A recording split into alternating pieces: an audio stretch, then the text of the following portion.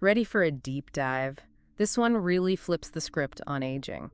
We're diving into the life of Lyn Slater, accidental icon, and her memoir, How to Be Old. Let me tell you, it's full of surprises. What grabs you about Lyn's story is, well, it's not your typical straight path. It's about embracing those unexpected turns and realizing sometimes our most authentic selves, they come out when we least expect it. It really is. And from professor to, fashion influencer, whoa, talk about a plot twist. Makes you wonder what curveballs are waiting for us, right? For sure. And she starts this whole new thing in her late 50s. Can you imagine? Almost 60, taking a fashion course, facing those anxieties. She even talks about feeling a bit lost, needing to rediscover her place in this world that's all about youth. It's like she's searching for this new purpose, a way to express herself, breaking out of those old lines. Exactly. And she found it in fashion. But here's the irony. She picks a course on building a vintage business. It's almost like she's drawn to exploring her own vintage, through clothes, through style. You're spot on. It wasn't just the looks, it was about identity. But what's so interesting is she used skills she'd built up over her whole life, technology, interviewing, even her education, to create this path. It's like she was making a toolkit for her future self all along, right? Totally. It shows how our past, even the parts that seem totally unrelated to what we're into now, can become these surprise advantages. It's like connecting the dots, looking at our skills and experiences in a whole new way. So we have Lyn, a former professor, now diving into fashion.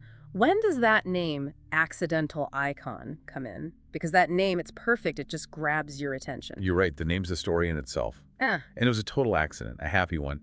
They were brainstorming blog names, her and her partner, Calvin. She needed a domain name, and accidentalicon.com, it was available.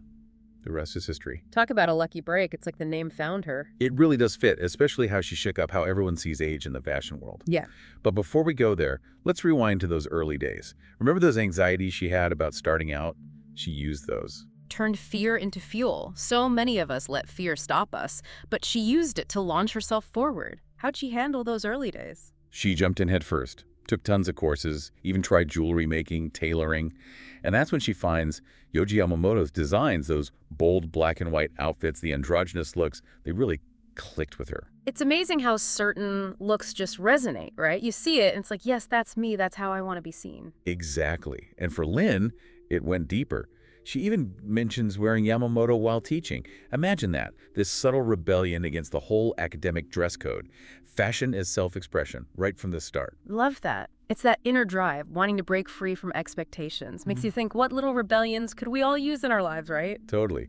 Finding those little ways to, shake things up, even if it's subtle. And Lyn, with her Yamamoto in the classroom, proof you can do it with style. So true. Okay, so she's finding her groove, owning her style, then bam, accidental icon. What changed the game? When did her blog blow up? It was a perfect storm, really. She had this striking look, totally unretouched, those black and white outfits, the bold lines, it just resonated with women of all ages. It's like she's telling a new story. Aging isn't something to hide, it's something to own, to celebrate. Exactly. And she was so herself, totally authentic, no apologies. It comes through in her photos, her writing, and it struck a chord.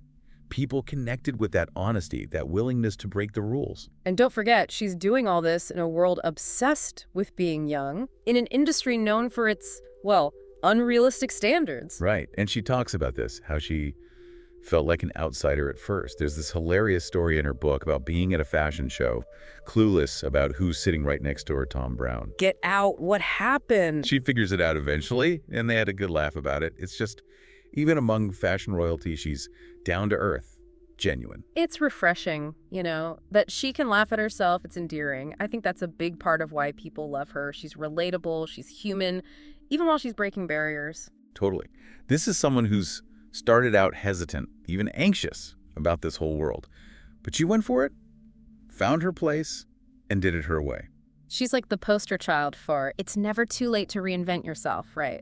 It makes you think, what have we put off? What dreams have we silenced because we thought too late? Lyn's a reminder, it's never too late for what lights you up. Couldn't agree more. And it wasn't just her own journey.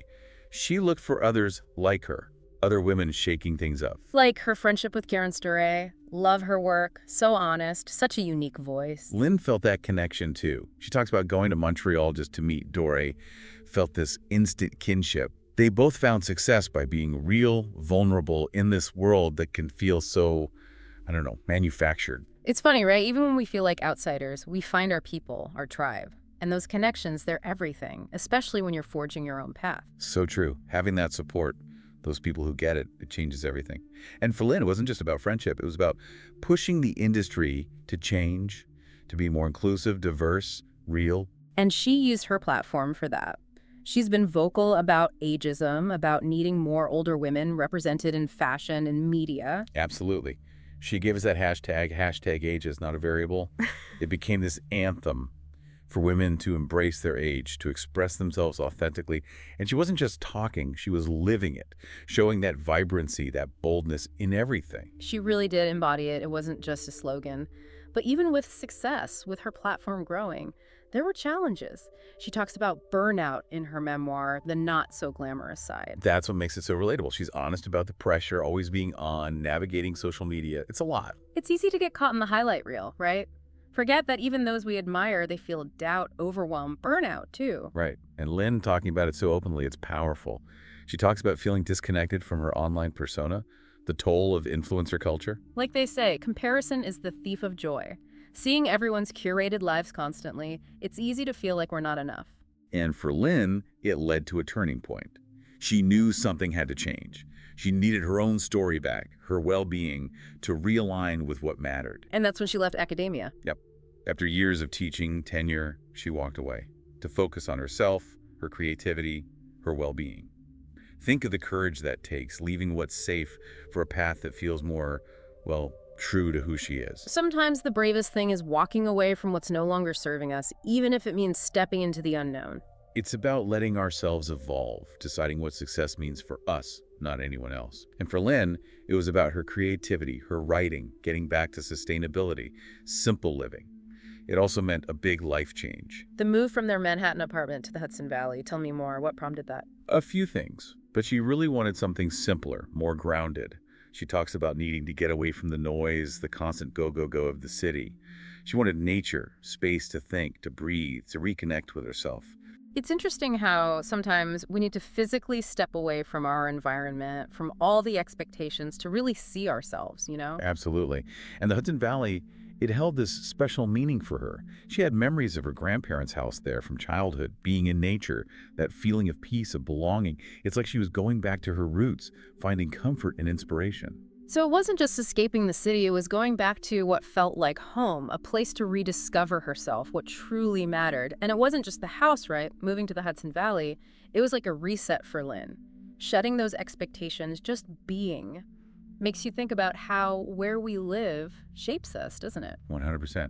A change of scenery, sometimes that's all it takes to see things differently, to figure out what really matters. So true. And for Lyn, this wasn't about disappearing. It was like re-emerging, but on her own terms. She kept writing about things like sustainability, simple living, things she clearly connected with. And of course, still challenging those ideas about aging, but being really deliberate about it. You know, she actually pushes back on that term grandfluencer in her book. She doesn't like it, thinks it's too limiting. I get it. It's like they're trying to put her in this box, defined by her age, being a grandma, and that's it. Exactly.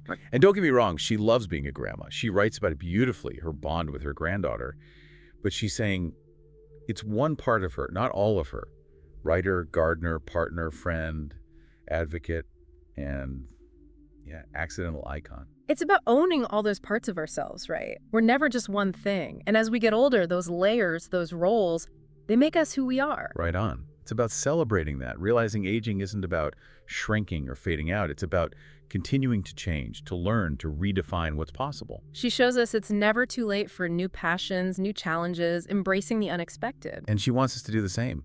I love how she ends the book. She asks, what makes up your wardrobe of identity? Such a powerful image. It's like, think about those experiences, the relationships, the passions.